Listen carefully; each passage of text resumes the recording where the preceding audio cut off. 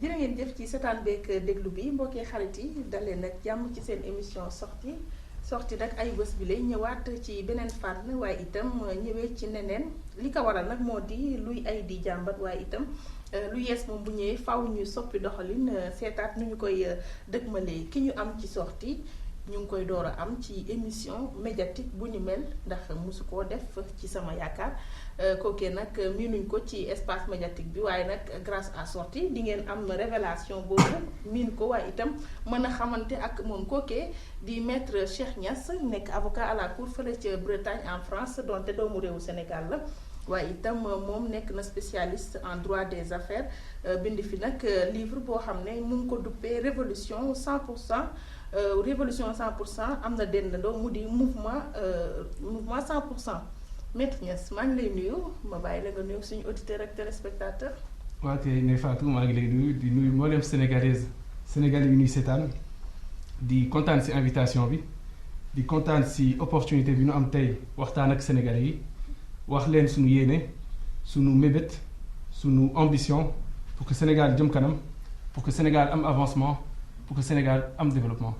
Loolu de xam naa ne ñor na képp kuy doomu réewu Sénégal avancé nekk tamit ci rampe développement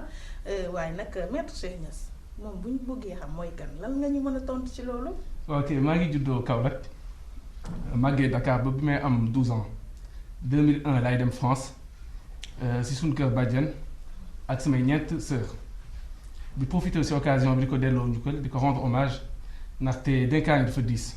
te nangu jël 5 enfants à bas âge ay xale yu ndaw jox leen éducation jox leen formation inculquer leen ay valeurs dignité valeurs islam valeurs excellence ba tey mosoo dégg doomu Sidy Lamine Niass nekk ci ay caaxaan rax ci dolli ñun ñëpp macha allah réussir nañ ki nekk avocat ki nekk journaliste ki nekk médecin ki nekk philosophe macha allah ñun ñëpp réussir nañ donc je pense que mérite bi yëpp tey suñu bàjjen la donc di ko rendre hommage bu baax suñu bàjjen Salma Niass. di rendre hommage tamit sama nijaay Alassane Cissé nekk nit ku baax nit ku am dignité nit ku am ay principe donc ne fa ce environnement boobu noonu environnement wu dignité environnement wu principe environnement wu excellence environnement wu islam laa évolué yàlla def ma am sama bac dugg université Sorbonne am fa licence am fa maîtrise am fa master jàll concours avocat yàlla def donc ma réussir ko comme ni nga ko waxee si njëlbeen maa ngi exercer métier avocat spécialisé en droit des affaires fële sa Bretagne en France. Loolu leer na boobu parcours macha allah comme ni nga ko defee delloo ci njukkal bu baax sa bàjjen am nag tur woo xam ne génne nga ko ci. xam naa ne nag saa nga yàkkamtee xëy ndax maa ngi ci doon ñëw waaye jiitu nga ma. kooku di PDG bu groupe Walfadjri Sidy Lamine Niass nekk sa wayjur. Cheikh Niass yan repère la jëlee ci wayjuram boobu. waaw Sidy Lamine Niass moom mooy sama référence mooy sama modèle Sidy Lamine Niass tey su may wax si moom. xëy na li ma lay wax mooy gënuma la xam Sidy Lamine Niass gënuma xam sénégalais yi Sidy Lamine Niass lu tax ma wax loolu mais Fatou daa am benn question bu ma yàgg intéressé te mooy lu tax surtout Sénégal da ngay gis doomu politicien bi ne day politique doomu musicien bi ne day musique doomu mbër day bëre lu tax loolu est-ce que tey parents yi ñooy pousse seen doom pour nu def ni ñoom wala est-ce que daa am beneen raison man personnellement lu tax combat Sidy Lamine Niass intéressé ma c'est parce que combat Sidy Lamine Niass daa nekk benn combat bu dëggu Sidy Lamine Niass musul nax Sénégalais yi Sidy Lamine Niass musul tricher ak Sénégalais yi lépp lu muy wax ci kaw ak li muy wax ci suuf benn la vie publique Sidy Lamine Niass ak vie privée Sidy Lamine Niass daa méngoo li tubaab di wax osmose symbiose donc loolu moo tax ma ne la gënuma xam Sénégalais yi Sidy Lamine Niass lépp lu ma mun wax donc ci Sidy Lamine Niass kon ci espace public bi noonu la mel ci biir famille yam exactement amul benn différence c'est-à-dire que incarné wul beneen personnage tey su ñëwee kër ga ñu gis beneen pape non donc principe yi muy défendre sur la sphère publique moom lay défendre aussi sur la sphère privée donc loolu moo tax ma ne la gënuma xam Sénégal yi Sidy Lamine Niass lépp lu ma mun wax donc si Sidy Lamine Niass rek ngay def mais mënuma wax tey dara si Sidy Lamine Niass gën a ma ne ko yaa moom mënul am. nekk te yow tamit mënul am mën a jox ci moom daal maanaam lu weesu li ko nit ñi xamee fii ci Sénégal. déedéet moom kay exclusivité bi moom comme ni ma la ko waxee sénégalais yi ñoo ma gën a xam sax Sidy Lamine Niass ñoo gën a xam Sidy Lamine Niass ay doomam benn bis maa ngi jël taxi. si buntu Walf xam naa. waa ji taximaan bi jékki-jékki rek ne ma est-ce que gënuma la bëgg sa pap ma ne ko foofu ma wax naa yaa mu ne ma gëm naa ko de ma ne ko saa waay loolu de mënul nekk donc mu mel ni gënu ma xam sénégalais yi Sidy Lamine Niass wante nag sénégalais yi gënu ma bëgg Sidy Lamine Niass nag. loolu la ko bëgg waaye fit gi nekk ci moom ak ténacité bi nekk ci moom ndax mu ngi si yow. waaw c'est-à-dire que objectif mooy nit ku nekk am na personnalité am Sidy Lamine Niass tey incarné na benn personnage mené na benn combat donc c'est pas obligé que combat boobu noonu laay mener donc man tamit ñëw naa ak sama personnalité ñëw naa ak sama personnage mais encore une fois principe yi muy défendre ak combat am ak yëpp man je l'épouse Sidy Lamine Niass quoi qu'on dise voilà référence na ci Sénégal yu bëri et man modèle laa ko jàppee et c'est une référence. C'est une référence wax nga ko doomu mbër yi ñu ngay bëri parce que seen papa mbër la président yi ñu ngi dugal seen doom yi politique Ablaye Wade Karim Wade Cheikh Bamba Dièye yooyu noonu Mame Mbaye Niang bëri na exemple ah xanaa kay PDG groupe Walfadjri doomam tam PDG groupe Walfadjri la war a doon. déedéet. ne Fatou nga may ma foofu rek ma expliquer Walfadjri du entreprise purement commerciale comme yeneen entreprise yi fi nekk. Walfadjri daa am benn philosophie benn idéologie bu ko dal Walfadjri combat la te jàpp naa ñetti combat la mëne combat bi si njëkk mooy islam Walfadjri yàllaay wat si fajar Walfadjri wala yàlli lâche donc dugg si benn sphère très élitiste très intellectuelle comme média ñëw imposer fa islam ba tey après 35 ans mu nekk institution je pense que loolu noonu tey mooy suñu plus grand combat mooy plus grand combat Sidy Lamine Niass maanaam imposer fi islam décomplexé tey de la même manière soo fi defoon état islamique du Sénégal wala république islamique du Sénégal je pense que ni sénégalais yi di dund rek la ñuy continuer di dund mais c'est important tey nga wane l'islam de manière décomplexée te loolu la Sidy Lamine Niass réussir loolu mooy suñu premier combat. deuxième combat Walfadjri mooy la voix des sans voix fii la askan gi di jooytoo seen problème ba tax na saa yu état bi attaqué Walfadjri aussitôt da ngay gis population bi ñëw massifié wu si buntu Walf ne lii du fa amee lii ñoo ko moom. donc relation bi Walfadjri am tey ak population bi c'est une relation très privilégiée donc saa yu askan bi soxlee Walfadjri mu ngi fi saa yu Walfadjri soxlee askan bi ñoo ngi fi lu ko waral tey lu yomb na li ñuy wane déjà su suñu support mooy dëggantaan la vérité crue benn deuxième chose mooy incarné wuñu on vit sénégalaisement tey lu mu tudd soo nee Walfadjri amatul buzz neel Sénégal moo amatul buzz soo nee Walfadjri neexul neel Sénégal moo neexul donc on est le reflet du Sénégal miroir du Sénégal yi gi lay jël c'est Walf télévision autrement j'appelle c'est Walf quand c'est important c'est Walf slogan yëpp yi gars yi di jël xëy na Walf la gën a jik non du affaire mettre à dos du affaire mettre à dos du affaire mettre à dos dama ne man jàpp naa ne miroir du Sénégal dëgg bon c'est Walfadjri mais passons li am solo mooy suñu troisième combat nee naa léegi l'islam wax naa le combat voix des sans voix troisième combat xëy na dimension sax mooy dimension école tey kàngam média yëpp tey daanaka ils ont fait leur premier pas à Walfadjri ba tey ñoom ñëpp tey fierté la si Sidy Lamine Niass fierté la si ay doomam tey ñu ñëw nekk ay cadre si yeneen entreprise wala sax nekk ay chef d'entreprise donc ñetti combat yooyu noonu nay faatu yi mën a limal muy combat islam muy combat voix des sans voix muy combat école ñetti dimension yooyu tax na ba Walfadjri nekk un patrimoine national du yëfu Sidy Lamine Niass du yëfu ay doomam du lu ñuy doon Walfadjri comme islam tey yonent bi sallallahu alayhi wasallam bi mu génnee àddina Abou Bakr li mu njëkk def mooy lan mooy déshérité Fatima ne ko alalu yonent bi ñu ñëpp a ko moom benn Ali ibn Abi Talib nekkoon cousin yonent bi sallallahu alayhi wasallam balaa muy yëg si xilaafa bi Abou Bakr yëg na si xilaafa bi ba génn àddina Umar ibn Khattab yëg na si xilaafa bi ba génn àddina Ousmane ibn Affan yëg na si xilaafa bi ba génn àddina Seydina Ali soog a ñëw mu mel ni nag ñetti génération ñoo war a taxaw ñoo war a dox entre qui crée institution qui crée patrimoine ak njabootam tey suñu bëggee continuer boobu les œuvres donc je pense que su lépp war nañ ko appliquer donc pour répondre à ta question fas yéene woon incha allah nekkul sama rêve nekkul sama ambition nekk PDG Walfadjri te bokk na si li ma gën a métti nay faat naa la ko wax 2016 bi Walfadjri jëlee décision arrêté ay éléments Walf ba ay 40 éléments ñoom ñëpp bruit de couloir yi ñu doon wax mooy CNP mooy ñëw jël lépp doom ji lay préparé tey ñooy nii 2018 CNP amatul doom ji tey voilà moo ngi nii di liggéey avocat xëy na li may am fële xaaj bi tey Walf mënu ma ko woon fay donc di sant yàlla bu baax a baax te di conclure si benn mot mooy lan kii utu Sidy Lamine Niass ëllëg incha allah ñetti qualité donc lay am benn ce sera un homme éthique ku jub ñaar ce sera un homme intellectuel ku am xam-xam ñett ce sera un homme patriotique ku bëgg Sénégal. ñetti qualité yooyu noonu nga xamante ne Sidy Lamine Niasse am na ko ku ko am rek il est éligible pour nekk PDG. mais yow moom taxawoo pour postuler nekk ci. je ne suis pas candidat. je suis candidat rien du tout en tout cas. mais am naa yeneen passion. am naa yeneen ambition. mais te jàpp naa ne dinaa jëriñ Sénégal su yeneen anam.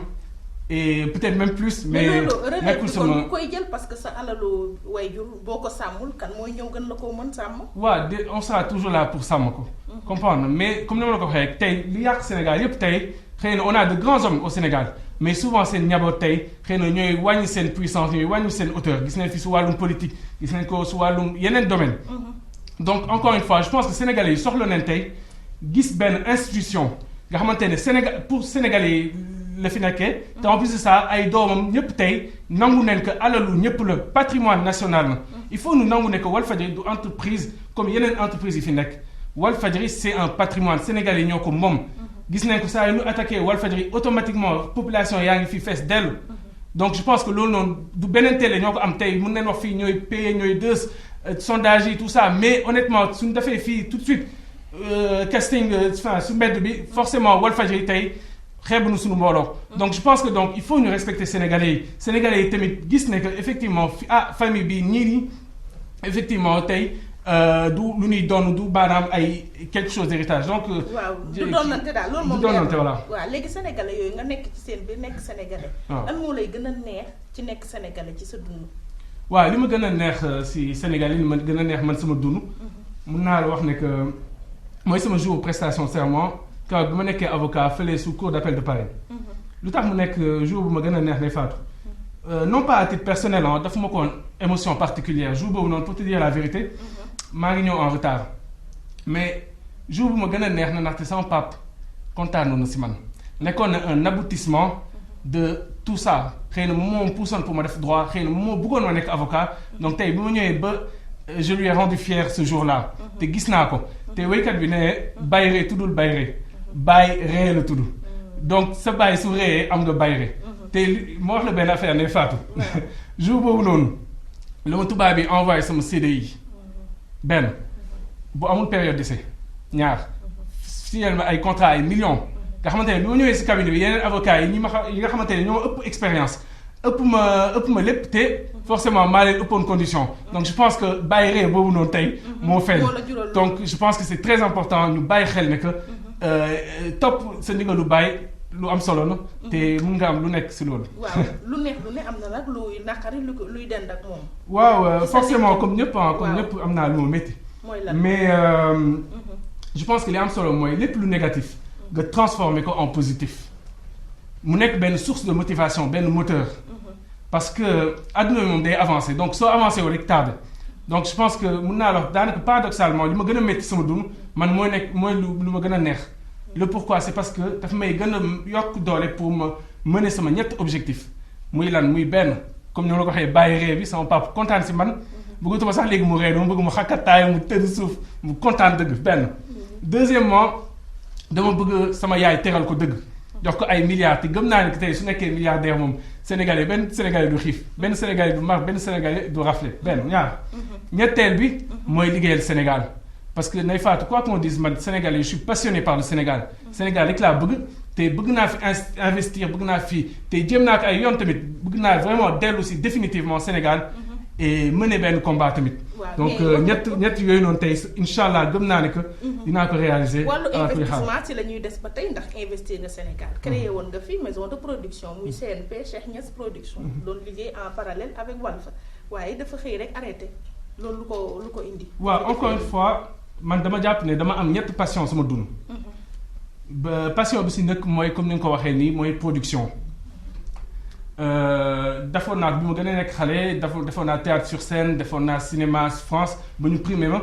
car bi ma amee sama bac tubaab bi proposé woon nañ ma financement pour ma def formation production. bi mu si waxtaanee ak sama pap daf ma ne production na nekk benn passion na nekk benn passe-temps mais bul ko def métier bul ko def profession.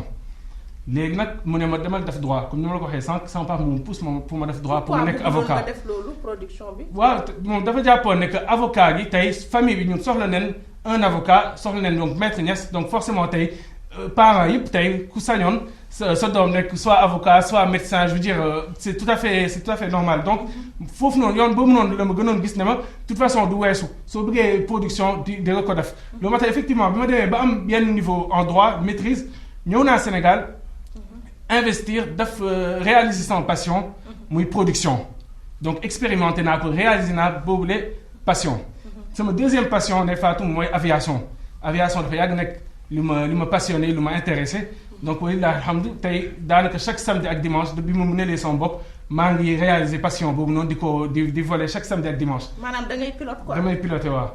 waaw mais de manière loisir mais en tout cas chaque samedi ak dimanche loolu activité boobu laay mëne. sama troisième passion je pense que jot naa si mosal tuuti. mooy passion du Sénégal. mooy passion des Sénégalais. Sénégal rek laa bëgg te ñibbi si Sénégal donc tey mooy sama rêve te nekkul benn objectif nekkul benn ambition mais c'est une passion.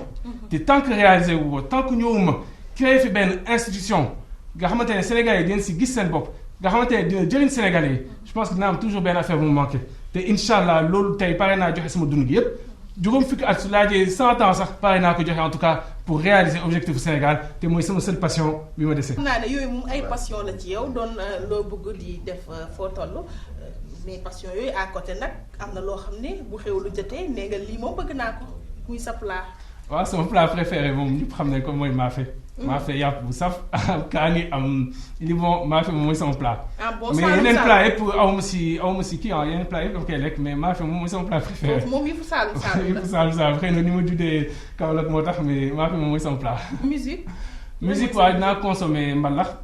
dinaa consommer jeune génération bi ku si mel ñoom Wally ñoom Pape Diouf ñoom Sidi Diop ak aussi les ténors ñoom Youssou Ndour Thione Seck donc dinaa consommer sunu mbalax bi wax dëgg yàlla dafa riche. donc on a des pointures les jeunes qui sont là qui concurrencent les ténors donc je pense que c'est très intéressant mbalax bi moom naa ko consommer doon naa consommer tamit variété française surtout temps xale ak bon ay Star Academy télécrochet yi mu doon seetaan et tout donc demoon naa ba variété française années 80-90 doon naa ko consommer mais actuellement moom mbalax bi laay gën a consommer. mbalax bi ngay gën a consommer. sport di nga koy def. waaw bien sûr sport moom je pense que. quotidiennement wala. waaw très régulièrement. waaw surtout que métier avocat c'est un peu stressant pression bi tout ça donc saa yi ma wàccee guddi ay 9h 10h naa def tout pour dem salle de muscu daw tuuti. def cardio donc sport moom naa koy réaliser très régulièrement. boo defee sport ba pare xanaa boo demee kër ga am na ab soxna soo xamante ne wala ay soxna yoo xamante ne war nañ laa mën a nag dalal sa xel. mais Fatou malheureusement rek célibataire la. yàlla baax na rek incha allah su dul ren di déwén mais en tout cas incha allah yàlla baax na que incha allah di leen. waaw xam naa ne xale yu jigéen ñi moom boobu moom benn communiqué buñ jàllal la rek am na benn célibataire bu toog kon nag. bu amee ay candidats rek nañ ñëw postuler man ma defal la casting wóolu nga ma. wóolu daal day faatu dinaa la defal koo ma jox rek ma jël incha allah. jeex na kon nag ñëw leen contacté leen ma defal leen casting. waaw ndax am na candidat bu taxaw nii. mu doonoon exceptionnellement loo xamante ne genre présentation lañ ko def ubbee ko émission sortie puisque suñu gan gi nag moom c'est la première fois xam naa ne bés boo doonee dara ci dëkk bi. bu ko fàtte de. incha allah maa ngi jël émission. incha allah bu ko fàtte de. yaa ngi doon sama. boo yéegee rek. conseiller waaw nag ma xëcc ma yéeg rek. incha allah waaw léegi Cheikh. xam naa dañuy ñëw nag ci dëkk bi tolluwaay bi nekkinu askan wi Sénégal jamono yii boo ma doon defal situation du pays lan nga ma ci mën a wax. waaw su ma doon analyser Sénégal xëy na li may wax mooy que Sénégal manqué wul intelligence Sénégal manqué wul compétence si Sénégal tamit manqué wul ay références si domaine yoo jël ko si politique jël ko si économie. jël ko si diine jël ko si aada jël ko si cosaan domaine boo jël tey macha allah am nañ fa ay kàngam am nañ fa ay ndaanaan am nañ fa ay sommité nga xamante ne non seulement prouvé nañ sur le plan national tamit prouvé nañ sur le plan international. donc individuellement on est bon collectivement nag on n'est pas bon suñu système bi moo baaxul suñu société bi moo demul.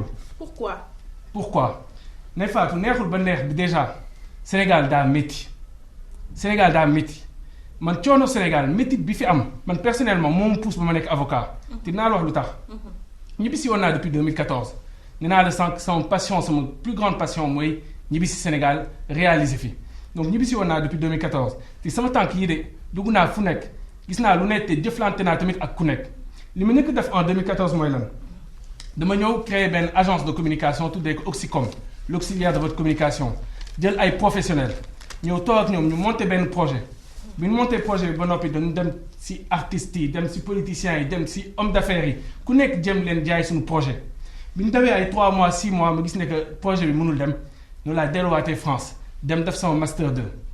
ñëwaat 2015. ñëwaat 2015 ñëw monter production jàpp ne mën naa ci am lu nekk te tamit sama passion la ñëw investir xaalis jaay sama oto def lépp trouver une bonne équipe professionnelle. ñëw jox leen ay slogan ne leen rep rapidité efficacité professionnalisme liggéey bu rapide laa bëgg liggéey bu efficace liggéey bu professionnel ñuy liggéey mais comme tout début est difficile may leen c'est pas méchant nañ continuer seen liggéey ma delluwaat France def beneen master 2 ma ñëwaat 2016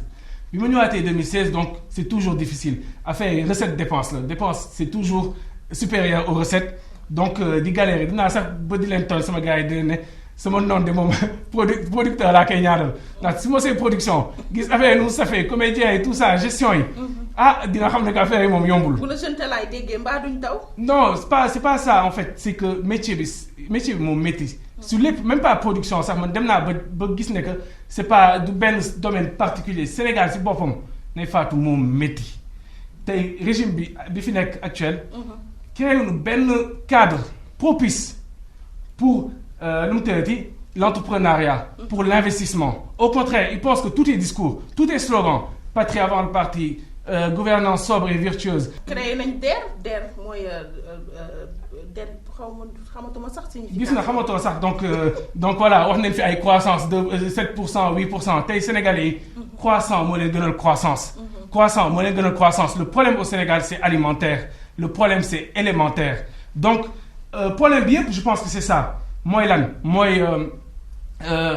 xaalis moo fi amul. xaalis moo fi amul lan mooy richesse nay faatu si olof. mooy am. am lan mooy am kii am keneen am n'est-ce pas donc richesse circulation la laaj. transaction la laaj tey nag circulation boobu moo amul. tey sénégalais yi donc gisuñu xaalis c'est ça problème bi fi mu méttee c'est extraordinaire. te naa wax benn affaire nay faatu. li surtout phénomène période bii. da ngay gis homme d'affaires yëpp tey ñoo ngi politique artistes yëpp ñoo ngi politique sportif yëpp ñoo ngi politique te politique bi ñuy def tey du politique ñëw joxe benn projet pour Sénégal avancer jox leen ay idées su wàllum politique su wàllum koom-koom ainsi de suite non. politique bi tey li mbër bi doon wax day sport business di daanu ne yoonam nekk si sport business xaalis bi moo ko intéressé tey politique business moo fi am. tey sénégalais yi. xam ne bu baax li fi am politique business boobu noonu bi fi am tey. république bananière bi fi am corruption bi nga xamante ne tey c'est évident loolu noonu tey nu ñëw pour xeex ko à travers une révolution la révolution 100% à travers suñu mouvement 100% donc tey jot na tey ñu woote une grande révolution ne Fatou. révolution nga wax de. ba amoon ca monde arabe bi bàyyi fa jàmm de révolution bi mbaa du fi indi jihaad. waaw ne Fatou dama jàpp ne da ngay jaawale ñaari yëf. révolte ak révolution révolte du révolution tamit du révolte. révolte xëy na mooy li ngay wax li nga xamante ne mën na jur violence n'est-ce pas parce que le pourquoi c'est parce que tey population bi day génn am lu ko métti donc c'est réaction à chaud moom mën na jur toujours violence. c'est pas forcément quelque chose de réfléchi. par contre révolution jàpp naa ne ñaari yëf moo tax ñuy wax révolution bi si njëkk mooy c'est un acte réfléchi un acte intellectuel. looy togg jël sa temps mun na jël at mun na jël fukki at mun na jël fanweeri at jël sa temps préparer askan bi sur tous les plans intellectuels sur le plan collectif préparer leen ba tey nii suñu deuxième critère bi mooy que c'est un acte pacifique maanaam jàmm ngay woote donc tey violence su amee dëgg sa révolution xëy na état bi mooy sentir ne que jeexal na mu ñëw bëgg indi violence parce que violence arrangé wul révolutionnaire te naa la wax lan mooy révolution lay faatu révolution mu nekk firi si ñettum baat mooy renversement de l'ordre établi maanaam bi ñëpp jàpp ne système bi ni mu mel baax na ben révolutionnaire day ñëw ne système bi ni mu mel nii baaxul méngoowul ak intérêt réew mi ñoo proposer beneen gis-gis beneen vision beneen paradigme te dinaa la jox mbaal ma dinaa la jox ñaari misaalu révolution pour que nga comprendre exactement révolution 100% exact ban yoon la bëgg a aw révolution bi si njëkk bi ma jàpp man bi ma intéressé mooy révolution islamique mooy islam yonent bi sallallahu alayhi wa sallam bi mu ñëwee si société Quraysh dafa fekk benn société polythéiste maanaam ñu gëm ay yàlla yu bëri demoon nañ ba ay 300 yàlla yu gënoon fës mooy benn yàlla bu ñuy tuddee Lot beneen bu ñuy tuddee Oza keneen ku ñuy wooyee tamit Manaat léegi nag bi mu ñëwee woo Quraysh yëpp si mont As-Safa kaw ñëwul yëkkati slogan Allahu Akbar su yëkkati woon Allahu Akbar Abu Lahab doon na ko ne Lot Akbar Abu Jahl doon na ko ne Oza Akbar keneen tamit doon na ko ne Manaat Akbar mu mel ni compétition la doon indi concurrence premier slogan yonent bi sallallahu alayhi wa sallam xam nga mooy lan mooy laa ilaha illa allah seen yàlla yii nii yëpp duñu tous ba tous fi mu yem kenn donc moo mérité yàlla kenn donc moo mérité vocable yàlla te mooy allah te mooy yàlla mu mel ni nag bi mu yëkkatee laa ilaha illa allah boobu noonu dafa ñëkk indi négation soog a indi affirmation destruction la ñëkk teg soog a indi construction renversement la indi wax naa la sànq révolution mooy lan mooy renversement de l'ordre établi mu mel ni laa ilaha mooy renversement illallah nag di bouleversement illallah nag di nouvel ordre établi te dinaa la wax benn affaire yonent bi sallallahu alayhi wasallam bi kaw bi mu yëkkatee laa ilaha illallah boobu islam su fa yemoon rek neex parce que li ñëw après yépp néew ma la amul importance de mais daanaka c'est la traduction vivante c'est l'application concrète de laa ilaha illallah mu mel ni laa ilaha illallah bi yonent bi sallallahu alayhi wasallam yëkkati tey moo tax ba islam am expansion bi mu am ak ba tey nii muy woy ba léegi deuxième révolution bi ma intéressé ne Fatou mooy révolution française 1789 pour que vous comprendre révolution française 1789 faut ñu ñëw avant société ancien régime lan la woon c'était une société de classe ñetti classe moo amoon y avait la noblesse maanaam buur aristocratie ñoom ñoo amee woon suuf ñoo amee woon titre ñoo amee woon alal ñoo amee woon lépp comme privilège deuxième classe gi moo doon le clergé maanaam église état soxla na toujours diine pour asseoir légitimité am donc église tamit ñu joxoon ko ay privilèges jox ko ay suuf jox ko lépp troisième classe gi mooy 99% de la population ñu woowee leen le tiers état ñoom ñooy sonn ñoom ñooy yëg métit askan bi ñoom ñooy fay impôt ñoom ñooy te ameewuñu benn privilège ameewuñu benn avantage donc philosophie des Lumières yi ñoom Montesquieu ñoom Voltaire bi ñu ñëwee préparer askan gi 1789 bi li ñu yëkkati seen révolution bi slogan bi mooy lan slogan bi mooy abolition des privilèges kumba am ndey kumba amul ndey 1789 la jeex en France bras long bras court 1789 la jeex en France mu mel ni tey loolu moo tax moo may tey France am am tamit puissance bi mu am par la suite donc révolution je pense que soxla leen un slogan puissant comme la ilaha illallah comme abolition des privilèges synthèse boobu noonu tey moo ñu may 100% te slogan lu mu gën a banale lu mu gën a simple lu mu gën a universel gëm naa ne foofu la puissance bi nekk ndaxte yonentu yàlla Moussa bi mu demee si yàlla daf ko ne yow yàlla dama bëgg nga jox ma ñaan bu spécial ñaan bi nga xamante ne pour man na yàlla ne ko xul laa ilaha illallah waxal laa ilaha illallah yonentu yàlla Moussa ne ko waaw laa ilaha illallah de baax na mais sa jaam yi ñépp a koy wax donc c'est quelque chose de banal léegi mu ne ko doo ma jox benn bu efficace doo ma jox benn bu puissant nga xamante ne pour man kese yàlla ne ko soo jëloon juróom-ñaari suuf ak lépp lu mu ëmb jël juróom-ñaari asamaan yi ak lépp lu mu ëmb nga teg ko su benn pàcc balance nga jël laa ilaha illallah donc teg ko su beneen pàcc balance gi aiguille bi si laa ilaha illallah lay dem mu mel ni nag laa ilaha illallah moo gën a diis lépp lu yàlla sàkk donc encore une fois ñun tamit gëm nañ que 100% tey suñ ko yëkkatee dina am une puissance bi nga xamante ne dinañu may ñu enfin ñu décoller donc loolu moo tax ñuy woote à travers un mouvement 100%. 100% kon révolution leer na de du ñu dugal ci jixaat mais 100% mu nga xamante ne da nga ko indi parce que système bi fi nekk wax nga ne baaxul bëri nga ci morom présentement koo waxal surtout man mii di def ay débat koo toogal mu ne système bi baaxul rawatina ci nim ñuy yóbboo ci jafe-jafe ci wàllu yoon ak wàllu koom-koom ak yépp maanaam c'est le système léegi système bu baaxul boobu yan solution nga may proposer pour ñu mën koo joyanti ba mu baax. waaw solution bi moom mooy 100%. solution bi tey mooy 100% 100% mooy lan. 100% du lenn du kenn te du fenn 100% lépp la fépp la ñépp la bépp sénégalais ki nekk Dakar ba ki nekk Fongolemi na jàpp ne 100% tey ñëw na ngir yëkkati sénégalais 100% ñëw na ngir yëkkati africain 100% ñëw na ngir yëkkati àddina bi yépp ñëwuñu pour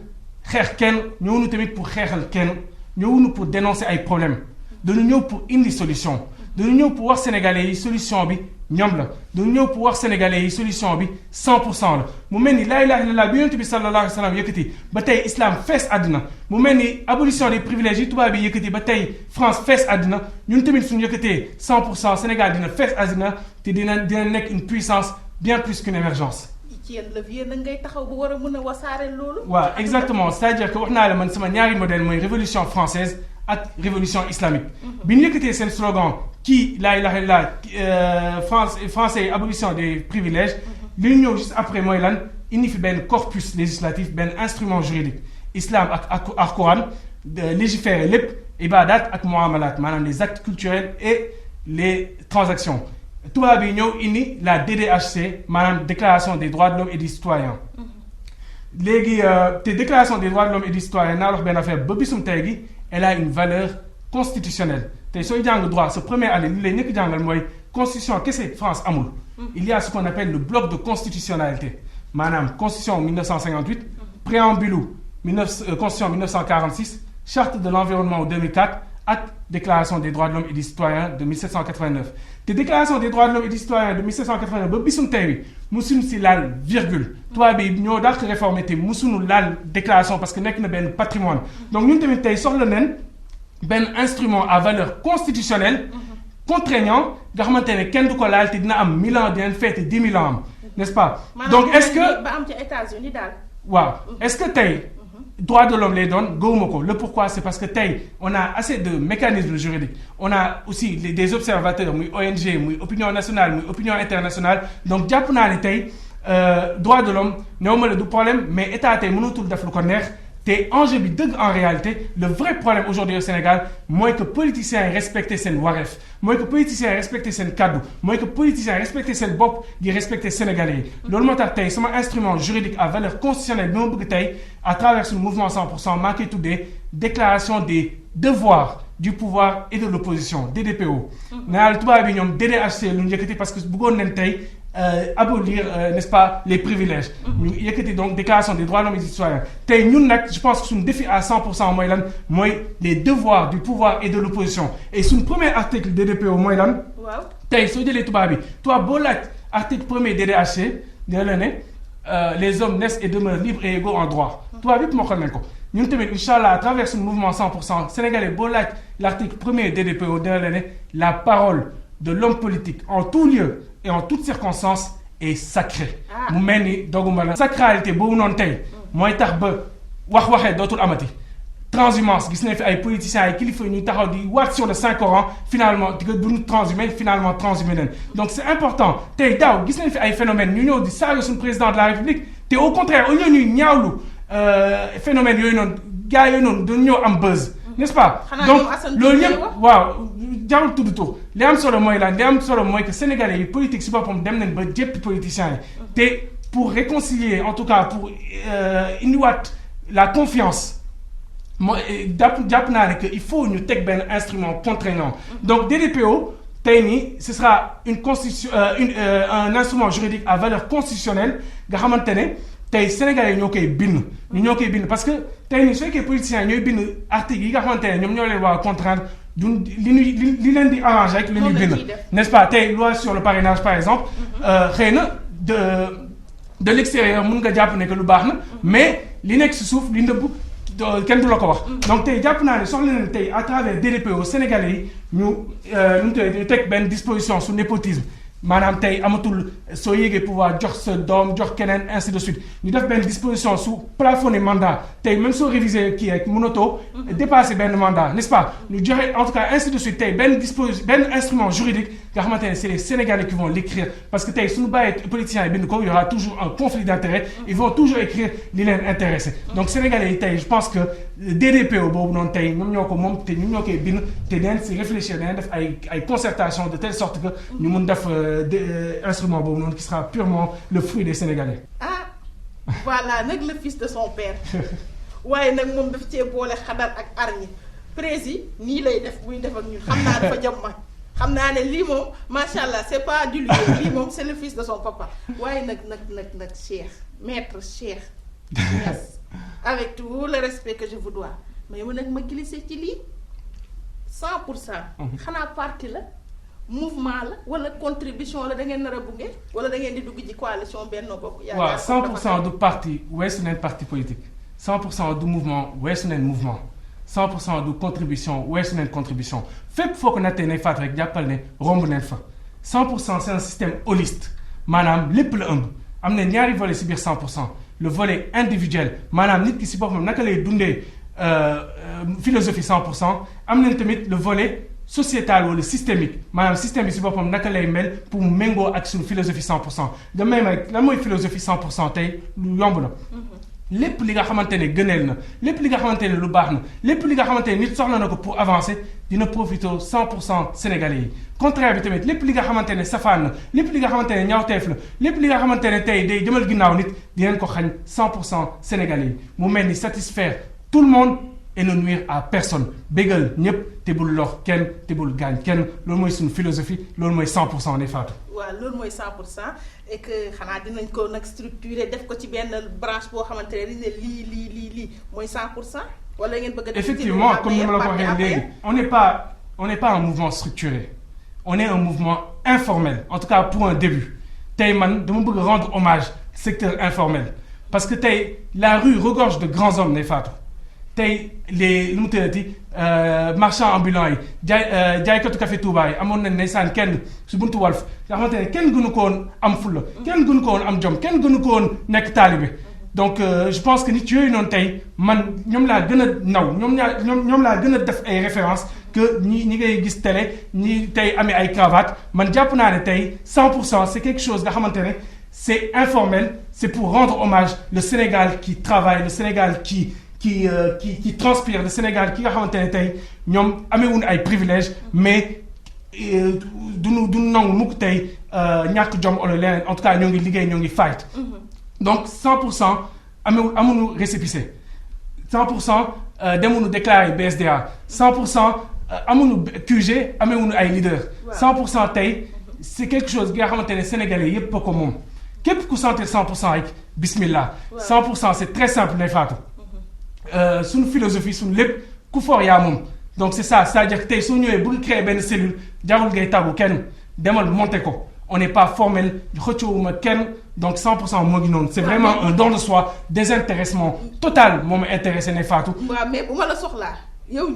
mi fi indi philosophie bu bees bi fu ma lay fekk. waaw dinañ def toujours jàppale la ci liggéey bi. dinañ def toujours un travail de pédagogie à travers tey tribune yu ñuy am nii yi ma may tey mu expliquer suñu philosophie 100% mais ginnaaw émission bi su jàllee ba pare moomatuma 100% moomatuma philosophie 100% tey c'est une chose publique Sénégalais yi suñ ko jëlee ñoo ko moom benn mais dinañ continuer di sensibiliser à travers aussi les réseaux sociaux dinañ continuer di sensibiliser à travers les médias mais jàppal ne tey importance bi c'est pas Cheikh Niass les hommes passent l'institution demeure li ñu bëgg tey mooy que Sénégalais yi jël 100% ñu xam ne que la solution du politiciens yi du ñeneen solution bi ñoom la donc je pense que loolu c'est important tey parce que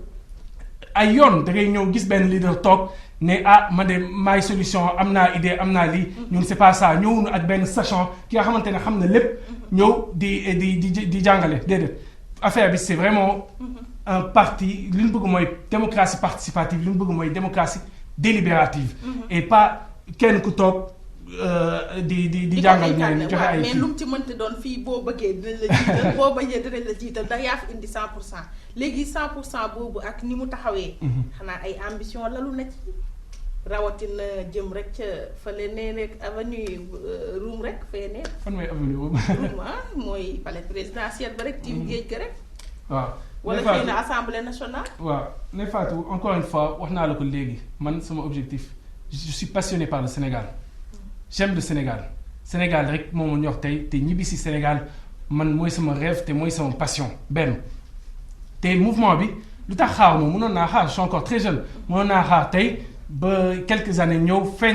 expliquer joxe philosophie bu bees n'est-ce pas mais lu tax ma def ko nii c'est parce que kenn du ñëw taxaw ne daa bëgg nekk président 2019 ndax tey non seulement aw ma 35 ans aw ma sax 30 ans donc je ne suis pas mënuma compétir loolu mooy benn donc man encore une fois li am solo mooy lan mooy que c'est un don de soi désintéressement total donc c'est ça utuñu si benn ambition tey wala laa nga xam ne ñoo ngi liggéey France tubaab yi ñoo ngi fay on est avocat donc je pense que nit tamit day doylu si li mu am donc suñu ambition yépp tey mooy liggéeyal Sénégal mooy tey Sénégalais yi ñu gis seen bopp ñu xam ne que y a une alternative y a une solution et qui est crédible et qui sont eux. solution boobu xam naa ne mieux-être dina ci itteel lool askan wi rawatina seen wàllu koom-koom ak seen dundin lan nga ma ci mën a proposer. ci loo xamante ne daal dinañ ko buñ ko jëfee ci 100% dinañu génne ci jafe-jafe yi. waaw Ndeye Fatou man li ma lay pas reprocher c'est normal mais philosophie 100% en fait il faut que comprendre ko bu baax a baax. man ñëwuma encore une fois en tant que lu mu tëddati magicien ñëw ne la affaire nii la ku bëgg liggéey yëkkati la sa loxo ainsi de suite ñëwuma loolu tey mënoon naa très bien yore discours boobu noonu. séduisant Sénégalais yëpp ne kii macha allah am na idée si lii am na idée si là ainsi de suite non man li ma intéressé mooy lan. ne leen Sénégalais yi gëm leen seen bopp. yéen yaa leen am solution bi ñëw leen ñu toog ñu waxtaan si ku nekk ñu sotti suñu xalaat encore une fois loolu moo am solo. donc idées yi tout ça on n'est pas là man li ma intéressé mooy faire des citoyens proactifs pas réactifs maanaam tey nii suñu tegee loi sur le parrainage gars yi génn ñiy sànni xeer naan lacrymogène yi ainsi de suite non. dama bëgg des citoyens proactifs maanaam ñu ñëw le Sénégal qui propose ñëw di proposer ñëw di xalaat ñu booloo on réussit tous ensemble on échoue tous ensemble. philosophie boobu noonu laa yàgg joxe sama équipe bi ne leen ñoo leen ñu booloo ñoo leen ñu réussir suñu objectif. donc encore une fois question actualité. muy question ay idées ay projets man je préfère botter ko en touche en tout cas bàyyi Sénégalais yi tey créer benn support benn concept de telle sorte que ñoom ñëpp tey leen mun sotti seen xalaat mu nekk quelque chose qui est purement sénégalais. pas l'œuvre d'une personne mais l'œuvre de tout un peuple. waaw mais loolu dina am tête loo gis jëmm joo gis am na bopp te bopp bi foog mu assumer ko parce que mënoo ko proposer nit ñi rek daw sànni leen ko déedéet da ngay toog nii assumer ko ñoom ci kaw loolu nag moo tax ma ne la minimum mu ci comme ñu ngi ci jafe-jafe wax nga ko sànq. waaw Ndeye Fatou baal ma affaire yi. yaa ngi may méngaleeg ñeneen politiciens ak ñeneen man encore une fois dama ñëw pour innover dama ñëw pour indi lu bees donc. affaire bi tey soo jëlee kaw Sidy Lamine Niass nee naa la sànq mooy sama modèle mooy sama référence. Sidy Lamine Niass récemment tegoon nañ fi benn émission en 2011 tout le monde Sénégalais yëpp apprécié constance am donc ba léegi tey discours politique kenn dàq ko politique mais ba léegi il reste constant à ses principes. combat muy Walfadjri moo koy continuer moo koy mener man tamit sama combat 100% tey may ma loolu noonu tey mooy que Sénégalais yi ñoom ñooy décider. c'est pas diw c'est pas keneen. Sénégalais ñoom ñooy décider à leur place te suñ duggee su waxtaan bi wax naa la am naa ñaari volet muy individuel muy collectif di nga gis ne que effectivement beneen vision laa bëgg beneen démocratie laa bëgg pour Sénégal. mais bëggoo daal bi wax ci actualité bi daal. te pourtant ku nekk doguma la ku nekk am na rôle on a des acteurs tey on a des gens qui sont des sentinelles. am nañ ay observateurs am na te ku nekk tey yaa ngi jouer ce rôle et yaa ngi koy def si ay anam yu baax. comprendre société bi soxla leen en fait tous les acteurs. mais soxla leen aujourd'hui benn acteur bu bees tey nga xamante ne il est complètement désintéressé si la chose publique et tout mais au contraire day ñëw di proposer day ñëw di indi pas ay think tank maanaam ñëw ci benn affaire élitiste ay intellectuel déedéet mais leen kaay leen yéen ñii Sénégalais yi seen xam-xam doy na ma jox la benn affaire. création de l'homme de l'univers yàlla en fait daa amoon ñetti xeet à l'époque muy malaaka muy iblis. ak Adama Iblis tey moo jàppoon ne moom mooy noble moom la ñu créé su safara donc moom moo doon jaamu yàlla moo amee lépp quoi moom moo jàppoon ne que yàlla su demee ba di nommer xalif su demee ba di nommer donc le président tey moom la ñuy nommer moom moo nekkoon le favori. Adama malaaka yi donc ils étaient aussi bien placés Adama mu rek intéressé wu koon moom mooy nekkoon su coin kii teg à côté yàlla bi mu ñëwee joxe projet am ne. il va nommer Adama comme xalif même malaaka yi xawoon nañ sax comprendre woon yàlla na leen inni a'lamu ma la ta'lamun xam naa li ngeen xamul xam naa ne que Adama bii nii il est capable njabootam il est capable de bassesse mais il est aussi capable de faire de grandes choses n'est-ce pas. mu nommer Adama Iblis nag comme que moo jàppoon ne mooy lépp mu fipp dem yoonam donc soo demee sax quoi li ñu lay wax mooy orgueil moo ko dal mu dem malaaka yi ils se sont soumis n'est-ce pas.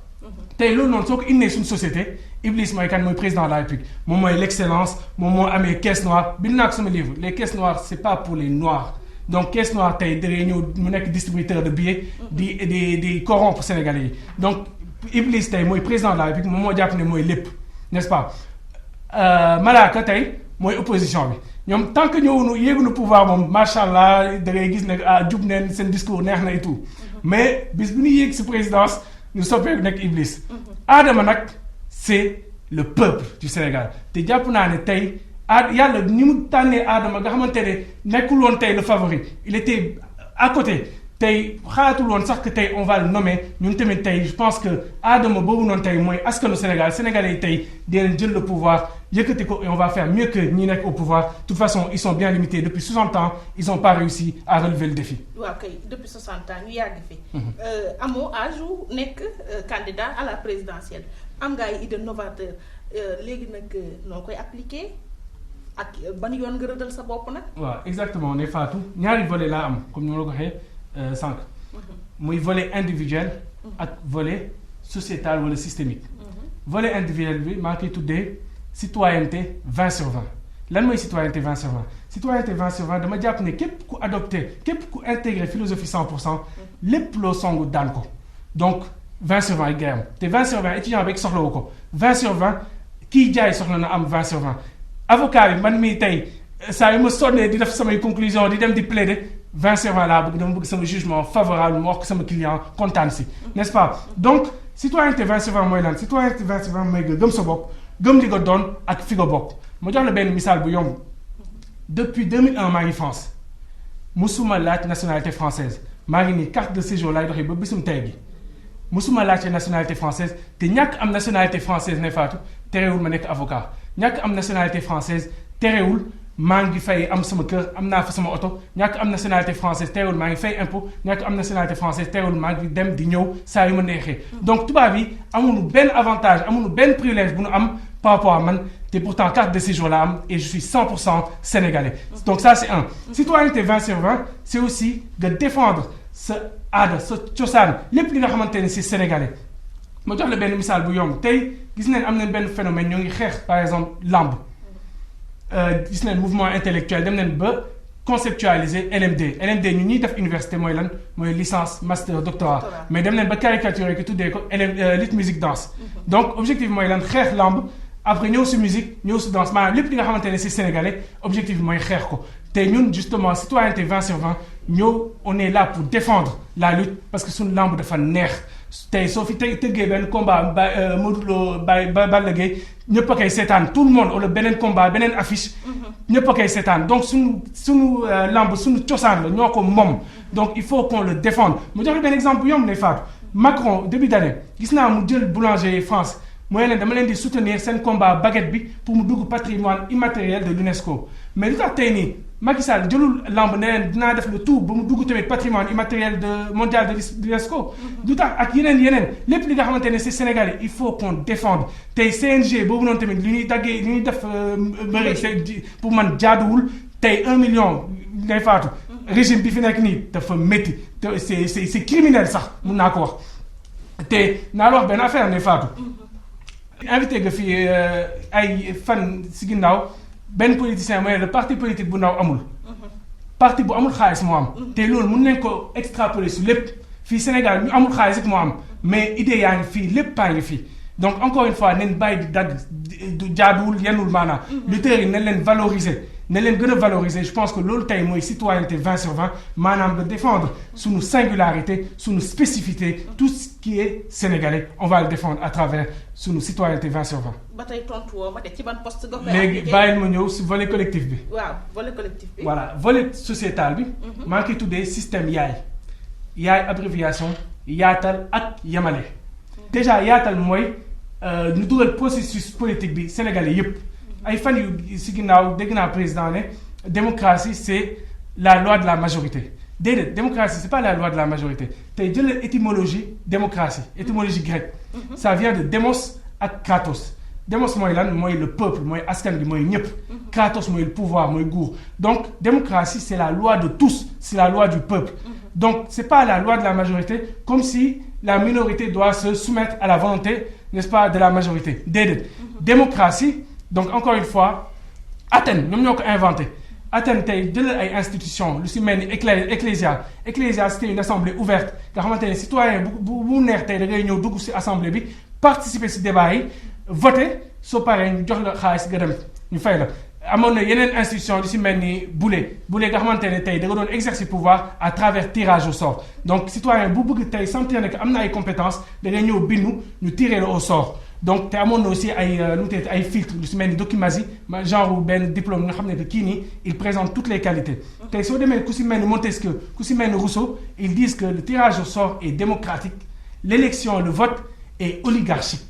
te ñi créé tey système bi ñu am tey système représentatif bi ñuy woowee démocratie xamoon nañ bu baax a baax lan mooy démocratie tey jëlee benn livre bu si mel ni principe du gouvernement représentatif de Bernard Manin lii yëpp da la koy expliquer ne la les pères fondateurs du système représentatif ku si mel ni CES France ku si mel ni Madison États-Unis xamoon nañ bu baax lan mooy démocratie mais bëgguñu woon démocratie li ñu bëggoon mooy créer oligarchie maanaam ñu néew téye pouvoir te loolu moo fi am tey on a une oligarchie maanaam tey président de la République balaa ñu koy fii jëlee c'est tout un problème ils ont créé ay verrous tey muy wooyee ko parrainage wooyee ko lu mu tëddee caution ainsi de suite ils ont créé de telle sorte que bon soo ñëwee ne la parrainage et candidat fantaisiste ñuy bañ mais président fantaisiste amul donc c'est ça c'est-à-dire qu'ils vont créer ay kii expliquer ko essayer que justifier mais c'est pas ça tient pas encore une fois donc man dama bëgg tey ñu dugal une dose de tirage au sort suñu processus pour que séparation des pouvoirs mu am parce que tey en réalité séparation des pouvoirs amul le pourquoi c'est parce que tey il y a une confusion des pouvoirs concentration du pouvoir entre les mains de qui entre les mains du président de la République tey jëlal ñetti pouvoir yi Montesquieu théorisé muy exécutif législatif ak judiciaire exécutif nangu neen président de la République mooy exécuter les lois mais législatif assemblée nationale tey moo war a voter n'est-ce pas les lois mais projet de loi yëpp tey yi président de la République di bind lettre à la poste assemblée nationale da koy voté amul benn projet de loi bu jàll assemblée nationale te voté wuñ ko 2011 bi sax tey su fekkoon peuple bi génnul doon nañ ko voté n'est-ce pas donc le législateur au Sénégal c'est le président de la République ñëwal si justice tey Sénégal yëpp tey sentiruñu amuñu perception apparence su justice au Sénégal te am na benn adage qui dit justice must not be done it must also be seen to be done la justice ne doit pas seulement être rendue elle doit également être vue pour être rendue maanaam apparence perception mooy lépp mooy justice te tey suñu procureur de la République il dépend du ministre de la justice ministre de la justice mooy premier ministre mooy président de la République donc tey su wàllum justice su wàllum législatif gis nañ ne que tey président de la République moo jël lépp loolu moo tax ma ne la tey on a besoin ñu dugal dose de tirage au sort pour que ñu équilibrer suñu système ñu équilibrer tey système yaatal boobu noonu moo wax la Sénégalais yépp tey gis ci seen bopp ñu nekk ay citoyens proactifs ñu ñëw le Sénégal qui propose tey à travers 100% à travers système yaatal léegi ñu ñëw nag su système yemale yemale mooy égalité des chances mooy égalité des droits dégg naa benn professeur bu ne woon réew kenn du ko pàccoo dañ koy pencoo ñun nag waa 100% on dit pencoo ak pàccoo lu bon en fait mooy lan mooy ñu néew nekk si penc bi li bon mooy ñu néew nekk si pàccoo tuddatul pencoo dil la tudd tuddatul pàccoo sàcc la tudd mais su fekkee ñëppay pencoo mais bisum àllaaxira bisum penc dina pàccoo dina am donc ku nekk ak li nga mérito ñun tamit fii nii méritocratie lu ñuy teg ku nekk ak li nga mérito amatul may doomu diw amatul leneen ainsi de suite ku nekk ak li nga mérito da koy am donc mu mel ni CV ce sera pris en compte expérience ce sera valorisée de telle sorte que tey Sénégal yëpp dinañ sentir ne que effectivement tey am nañ système qui est équilibré un système nga xamante ne ce sera pour tout le monde volonté générale ñuy appliqué. moo ñuy yóbbu ci li nga wax ne constitution bu bees bi tous les Sénégalais naissent libres et égaux maanaam daal. loolu DDHC la. DDHC ñoo la ne tous les hommes naissent libres et égaux te tubaab yëpp moo xam nañ ko. waaw ñun suñu premier article comme ni ma la ko waxee sànq. ne Fatou encore une fois c'est important en pédagogie ñu expliquer. suñu premier article mooy la parole de l'homme politique. en tout lieu et en toutes circonstances. est sacré Sénégalais yi respecté nu mu tëddee politiciens yi respecté tey seen kaddu ñu mun leen respecté nee naa la Sidy Lamine Niass bi mu yëkkatee 2011 constance am 7 ans après 10 ans après tey den génnee tamit ay yeneen archive am 90 wala 80 sax di nga gis ne que waxu démbam ak waxu teyam c'est la même chose tey ñun suñu politiciens yi seen waxu démb tamit daa war méngoo ak seen waxu tey méngoo tamit ak seen waxu ëllëg dans 10 ans donc c'est important tey loolu moo tax may la yow suñu futur dirigeant bi parce que idée yi nga am xanaa nag war nga mën a am ambition jiite Sénégal moo tax ma ne la ci jamono yi ñu toll temb instant T bii ñu toll ban apport nga mën a indil société sénégalaise bi. waaw apport bi rek tey encore une fois mooy ñu véhiculer suñu message véhiculer suñu philosophie ne leen 100% yéen ñi gëm leen seen bopp comme ni ko yàlla defee ak Adama yëkkati ko. sacré ko ne ko tey yow laa teg xalifa tey Adama boobu noonu tey askan bi na ñëw jàpp ne moom yëfam encore une fois bu mu délégué comprendre tey souveraineté soo ñëwee si constitution on te dit la souveraineté appartient au peuple qui l'exerce par l'intermédiaire man intermédiaire boobu noonu tey laa dama bëgg la souveraineté nationale appartient au peuple point bu mu am par l'intermédiaire loolu nañ ko légiférer en tout cas su beneen norme qui est inférieure à la constitution dina am ñu peuple bi dina am soxla na tey wax naa la Athènes bi ñu tegee tirage au sort bi ñu tegee démocratie directe amoon na élection te forcément les postes stratégiques soxla nañ tey élection mais encore une fois tey de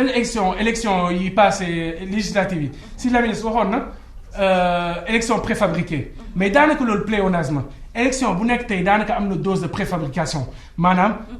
comme ni ma la ko waxee caution gi parrainage yi yëpp tey ils font de sorte que tey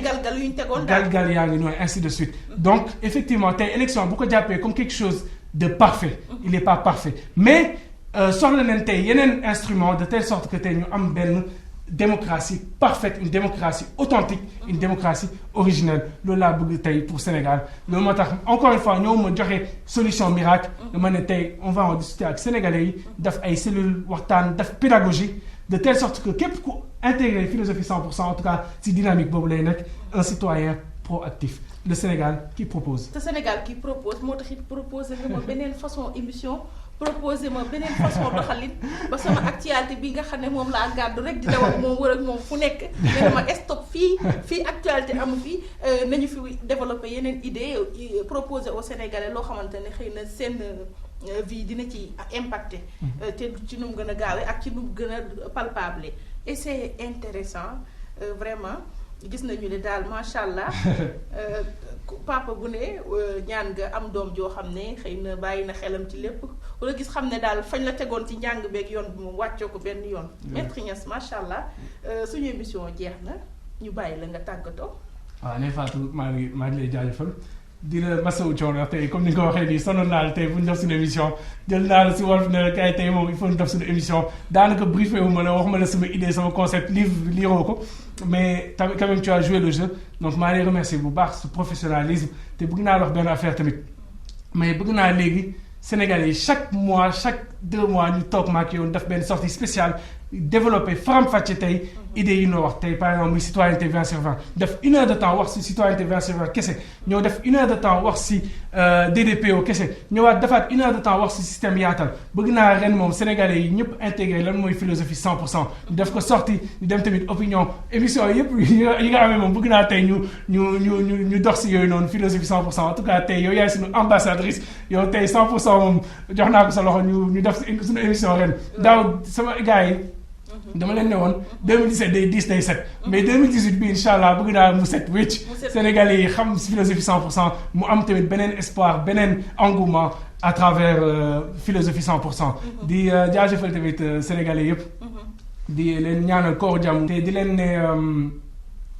philosophie 100% mooy nii mouvement 100% mooy nii képp ku sentir mouvement 100% képp ki nga xamante ne il est convaincu que solution bi c'est pas politique solution bi c'est civil solution bi c'est civilisationnel képp ki nga xamante ne tey daa bëgg nekk un citoyen proactif daa bëgg tey nii le Sénégal qui propose képp ki nga xamante ne tey xëy na discours bi yëpp tey c'est pas leader question QG moo intéressant non c'est la question que tout le monde ñu ñëw booloo ndaxte mooy doole képp ku sentir en tout cas suñu idée yëpp ñu développé tey maye leen ñëw leen dugg leen si combat bi ayca leen yàgg na jërëjëf Ndeye Fatou. jërëjëf maître Cheikh Niass maa ngi lay jaajëfal comme ni nga ko waxee rek vraiment dañuy soxla un discours nouveau wax nga ko c'est classique surtout ñun ñuy jàkkaarloo tout le temps ak les personnalités de ce pays souvent donc dañuy soxla it yu bees yi nit ñi mën a amaat beneen mbir mu bees ci seen i nopp da leen di day susciter espoir comme discours bi nga joxe day wane ne Sénégal mu ngi fii te mën nañ gën a def de grands bonds en avant et que war nañ mën a rebondir bu ñu jàpp ne affaire yi jeex na ba pare mais tey lañ gën a dekki tey lañ gën a mën a dem waaw gis nga waaw jeex na maa ngi lay jaajëfal bu baax xam di jaajëfal équipe bu technique bu yanj bi nga xamante ne ñoo ñu bunge woon ci sortie di gërëm auditeur ak téléspectateurs yi ñu doon teewlu jaajëfal Oustaz Assane Diouf ci coordination bi mbokk yi jàngeen jëf ñu ngi leen di jox rendez-vous beneen ay bés ci beneen émission sortie incha allah